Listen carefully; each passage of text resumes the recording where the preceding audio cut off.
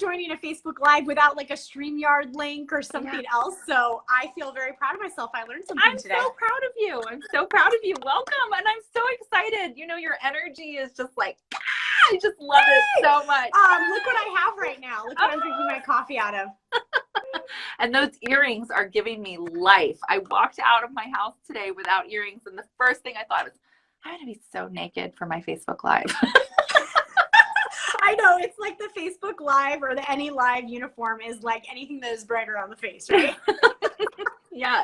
So I'm so excited to chat today. I know. I asked some questions like, what are some challenges that people have with sales? They're saying consistency, knowing when the right opportunity is to talk about your business, you know, feeling like they're too pushy in their sales. So your topic here, the 6 things every entrepreneur should know about sales.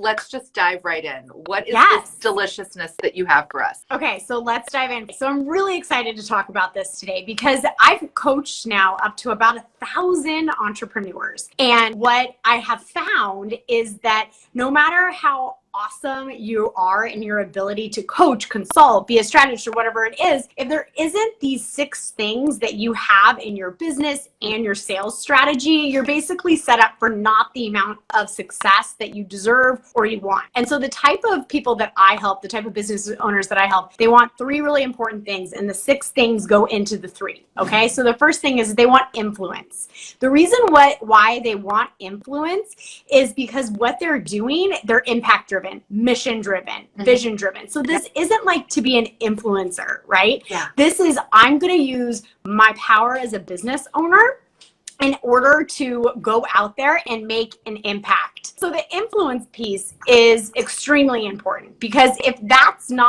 your desire is not to make a change in your industry, then it's really, really hard to be consistent, right? To not feel salesy. It all goes into it and feeds into it, right? Yeah.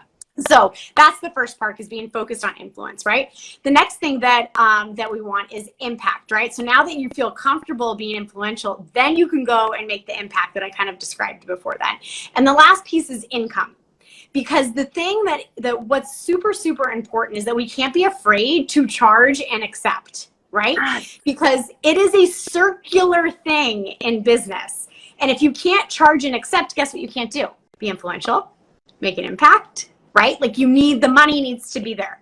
Yeah. Okay. So we're not nonprofits. If you're a nonprofit, but I was just talking about this with a client, and she said that she thinks that she's been trained because, especially as like coaches, a lot of us come from like an education background, or we think that everybody should know this. So we feel bad charging for it. Well, your business isn't born out of altruism. Like, you gotta make money. If you're not making money, it's just a hobby, right? Yes. Yeah, absolutely. And the thing is I also like to bring this up is, guess what one of the positions at a nonprofit is? Fundraising. Yeah. Okay. So they're not doing it for free either. They have a lot of money coming in and they have a lot of big donors. So just like kind of like a reframe on money for anybody listening right now. But once that you can learn to charge and accept, then you can keep the circle going, which means you can be influential, which means you can make an impact, income, and it's this beautiful, beautiful circle, right? And so if one of those things are out of alignment, then you're not going to have the business that you want. And I have noticed this time and time and time again. So if you're out of alignment on what like it is exactly that you want to change, you know, a lot of times people will come to me and say, I feel really confused over my messaging. I was like, your messaging. What do you want to sell? Yeah. You're not selling it. Yeah. So you're misaligned, so your messaging sucks. It's really, really that easy. Yeah. But it takes us sometimes a little bit of time, sometimes a lot of time, to figure out exactly what it is we want to be selling. Like, what is the angle? Like, are we brave enough to stand up and disrupt, right? So there's a lot of things that go into it. So most of the time I argue, if you're struggling with messaging, struggling with content, it goes back to what you're selling. Yeah. So how do we get through this? Yes. Okay, perfect. All right, so this is what we need to do. Okay, so I have 6 things that we need to offer, that we need to focus on right now. These 6 things I developed into what I refer to as sales leadership. And sales leadership is super, super important. The reason why is that if you aren't your own leader, and I know I'm speaking to the like leadership queen here, leading ladies, right? That you get you get misaligned and you won't keep going. Okay. So the first thing is creating your impact driven offer. Okay. So that is the number one thing that you need in your business. And what I mean by that is if you're sitting there and you're ready to sell your program, your offer, your service, and you are just so uninspired to talk to people about it, then this is not the right offer. Yeah. Not the right offer. And that's a hard thing for people to swallow because a lot of well-intentioned, most of the time, coaches and consultants out there are really looking at like what offer is going to get bought from like a very like outsider perspective of like buyer indication and, need in the marketplace and like, which is really important. I'm not saying skip that, right? But one part of the pie has to be like, what do you want the impact of this offer to be? Like, what do you want to do with it? What do you want to do with it? Yeah. And this is so important. And a lot of times the first thing, especially I hear from service providers, is like, I run Facebook ads. What do you mean impact offer? And I'm like, hold your horse.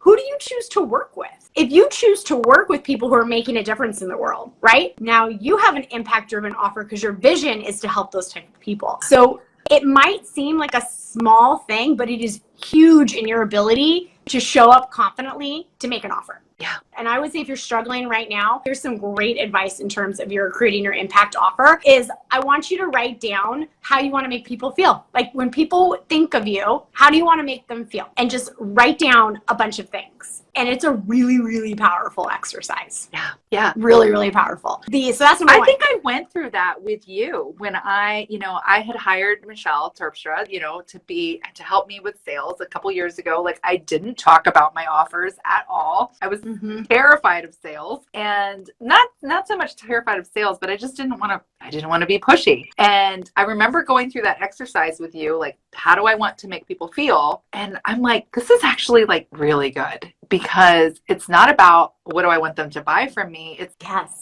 it's how do I want the people in my circle, my sphere to feel when they're working with me? Yes. Game changer. And I always say, and I know what people say when you're not in the room, because I've been in a room when we're talking about you and it's all really lovely stuff. And I want you to think about, like, if I wasn't in the room and there was 5 people who knew me really well, what would they say about me? Yeah. What would they say? And not like, oh, she's got great earrings or like cute style, but more so like what change is she making in the world right now? Yeah. Yeah. I love that. Love it. It feels so good. So number 2 is you have to be organized. This is where the like strategist hat comes on, right? So the first one, feel really good. Number 2 is you have to be really organized. Yeah. The reason why is if you're not organized, you are literally missing sales opportunities left and right. Totally. Like, it's like bleeding, like so much money left on the table. Up to this point, every single client I have worked with, we have literally found $10,000 like sitting somewhere if you have an offer to sell of like $2,000 or more. Now, if you're selling something that's like a couple $100, it's probably not going to add up that way. But if you have something that is $2,000 or greater, you're likely sitting on an untapped $10,000 right now. And the reason why is because you're not organized. Yeah. And it's a really, really big deal. So what do I mean by organization to define that? It means that you need a lead management system. Now, does this mean you have to go buy some fancy tech and get like all crazy? No. But it also means that you can't put your leads on a Post-it and think you're going to stay connected to it, right? So we got to find a happy medium. And so the happy medium is and I have a free training on this. Anybody listening right now can go to my website and like take the whole thing. It's completely free. And what it is that it's just organizing your leads. So when you talk to somebody, you need to document you've talked to them. And like at what stage? Is it a sales conversation? Are you building rapport? Are you booking a call? Like you must stay organized so that when you wake up on Monday morning and you sit down, you don't spend the first hour of your day being like, what's am I going to do? Right? Yeah. Who should I talk to? I don't know where my leads are. Like that is detrimental. Yeah. And a lot of the men and women I work with, like we're working during kids' school hours as much as possible. And maybe that's not what your plan is as you're listening to this. But I also know most people don't want to work 70 hours a week. And when you're wasting 20 of them because you don't know what to do. Yeah. Well, you know, I am like anti-hustle culture. If I'm working more than just a couple hours a day, seriously, like that's just not my jam. And so you have to be organized to get the most out of those powerful hours that you're putting into your business. 100%. And I will tell you what it looks like in real life. So I love working. Like, I have to actually tell myself I shouldn't work. I'm like, no. And I like had to condition myself out of the hustle because of like big corporate America where that's what you're supposed to do. Right. And so I decided that I needed a new workout routine recently. And I went to this CrossFit gym to talk about joining and stuff. And they have an 8:15. And old Michelle would have been like, no, because as soon as the kids got on the bus at 7:45, I'm in my office, right? And I decided, you know what? I'm so organized and pulled it. Like, Michelle, why? Like, sitting there is not going to make things work out better if your systems are in place. Yeah. Like, trust the system, right? Yeah. And so I was like, that's it. I'm going to go to the 8:15. So that means like from 10 to 2 are really my peak hours of working now. And I don't want to make it sound like I only work 10 to 2. There are other things that come up. However, I was really proud of myself. I'm so proud of you. I'm so proud of you. This is a huge win. And I looked at like my schedule and stuff and I was like, wait, I've got my systems down. There's no reason I can't do this. Yeah. Right. So whatever that is that you want in your life listening to this, the key to it is being extremely organized so you can be extremely productive. Yeah. Yeah. Okay. And hold yourself accountable to that organization. Yeah. So you want to know what's really funny? Guess what number 3 is? Literally accountable. So number 3, the third principle is accountable. We did not plan that. We have not practiced not this. planned. We have not talked. Oh my God, that was so funny. Well, I guess that means my principles make sense. Yeah. To this leadership coach, they do. Yes. There we go. All right. So number 3 is accountable. And that means you're accountable to your money-making tasks. Okay. And this can be really hard for perfectionists or procrastinators or people that are unorganized, right?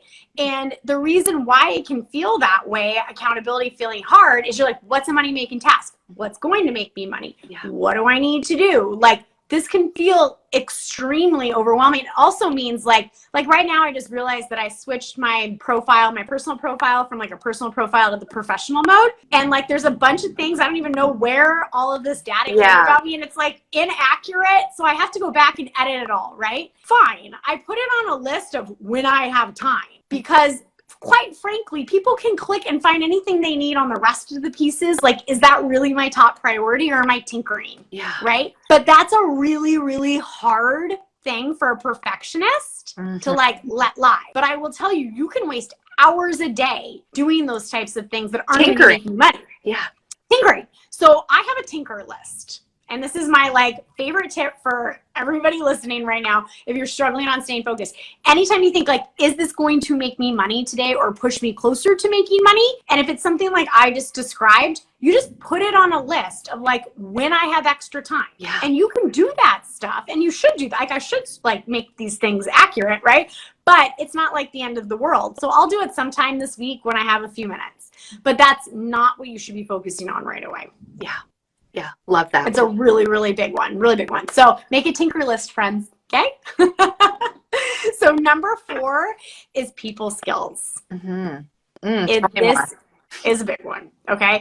And this is actually something I am double downing on in terms of my education this year as I step into really focusing on these 6 principles, because I have noticed this is a deal breaker for communication skills. And so when I got my BA in communication. And the communication degree that I got covered negotiation, org communication, emotional intelligence, and all of these really important things, right? And so when someone comes to me and they're like, oh, I'm an introvert, or I'm this, or I'm that, and what it is, yes, and it is challenging for everyone, regardless of your personality, is to read and react. And that is really what people's skills are, to read and react.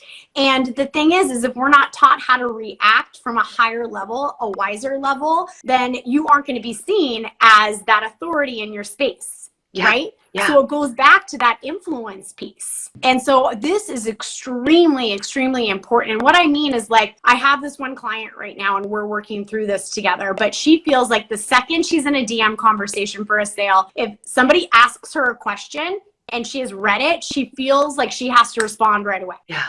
And I was like, said who? Yeah. It's an invitation to communication. It's not like a quick fire, like drinking from a hose, answer it now. Yeah. Right. And so this is a perfect example of these people skills that we need in this type of business is like, wait, I'm going to read this. I'm going to think about it. I'm going to calculate my response. Mm-hmm. And it's going to be way more powerful than me rushing to answer because I'm operating from a place of scarcity. Like, oh, if I don't answer right now, will she never talk to me again?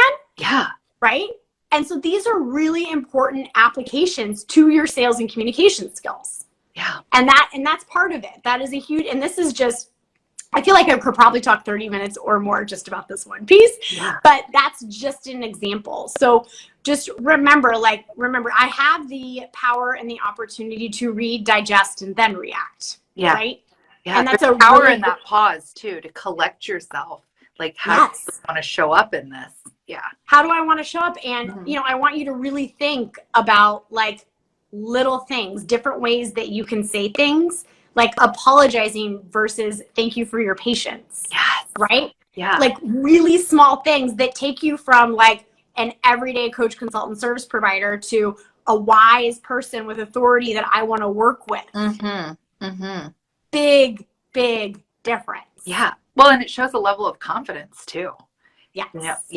Yeah. Yes. I love that word. I love confidence. All things confidence, right? Because confidence is what makes you like wake up and feel like you can do it, right? You have to have that piece because I could give someone every single framework underneath the sun, plug and play their system, build out we could deliver a complete package and it would just sit there pretty collecting dust without the confidence, right? Well, how can we expect people to believe in us if we don't believe in ourselves? So it starts with confidence and knowing your abilities and showing up. Oh my gosh, it's just so important. It's so important. So the next one is actually another one. I mean, I like them all, right? But they get more exciting as they go along, right? So number 5 is the art of story selling. And this goes back to your ability to impact through your influence. So a lot of things I hear over and over again, and you said it earlier, and it's in the comments section, is I don't want to feel pushy and salesy. Mm-hmm. I don't want to be pushy or salesy. And first of all, it blew my mind when I entered this industry of the coaches and consultants, because I come from such a big sales background that like, I only know salespeople up to the point, and like, none of us thought we were pushy or salesy. Like it wouldn't even cross our mind. I was like, no, we're professional salespeople, right? And then I thought about it for a second. And I was like, oh, we're all trained, hundreds and hundreds of hours of training. Mm-hmm. We're also surrounded by people who feel freaking competent AF, for lack of a better word. Like if you've ever been to a sales conference that has 500 to 1,000 sales reps in it, I'm telling you, like, there is no such thing as more energy or more confidence than like what you're going to do in that room. So it really has to do a lot about who you're surrounded by too. And so that's why I'm so proud of the community I've created, both free and paid, is that like, we're going to show up and feel confident and do this together. Right. So the reason why I'm teaching art of story selling and why I think it's so important is it's really a lot easier to tell stories than it is to like wake up and talk a lot about yourself and how great you are and how great your program is.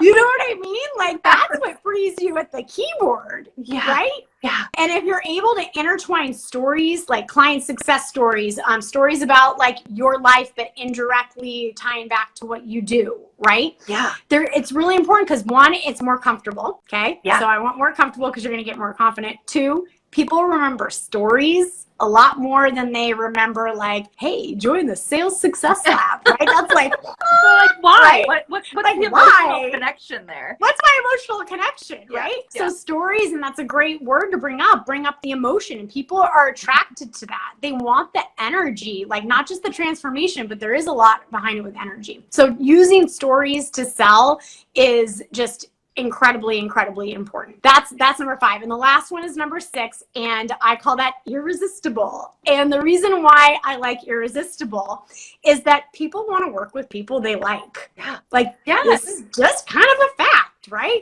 And the thing is if you're delightful, fun to work with, and you have a clear path for success for your clients to work with you, it's going to be a lot easier to sell with a bunch of confidence. So when you're irresistible, 1, you need to learn how to show up appropriately to a sales conversation. That's an energy alignment. 2, you need frameworks, not scripts. Yeah. I'm going to say this right now. Yes.